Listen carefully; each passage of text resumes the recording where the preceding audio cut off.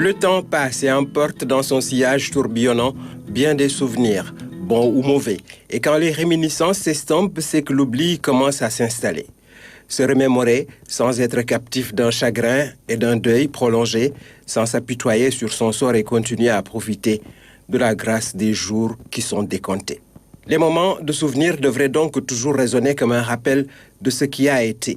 Le naufrage du Joola reste douloureux, inoubliable dans les films documentaires moins que dans les esprits. Aussi, dans l'imaginaire de beaucoup, le bateau est-il déjà loin derrière un obscur horizon. En vérité, il gîte encore par le fond, constituant une sépulture sous-marine pour des centaines de compagnons d'infortune d'un soir.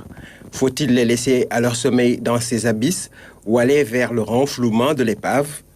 Autour d'un naufrage, l'arbre de l'oubli ne devrait jamais germer, car il donnerait des graines maudites semences de nouvelles tragédies. À la suite de ce qui reste comme la catastrophe maritime avec le plus lourd bilan humain à l'échelle mondiale, de grandes résolutions ont été prises dans le secteur du transport.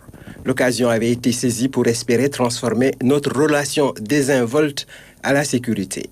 Après le 11 septembre 2001, on a corsé la checklist sécuritaire dans l'aérien. Qu'est-ce qui a enterré ou noyé cet élan hardi? Comment expliquer cette légèreté, ce peu d'exigence et de considération des règles avec lesquelles on joue, transige et ruse sans cesse? Apprendre de tragédies antérieures est cathartique pour expurger et ne pas reproduire des écarts aux conséquences fâcheuses. Qu'est-ce que le Joola nous a laissé comme ultime message radio? Sommes-nous à ce point durs d'oreille ou irréfléchis? La sécurité est toujours adossée à un code. Le non-respect de ces instructions ouvre souvent la voie au désastre.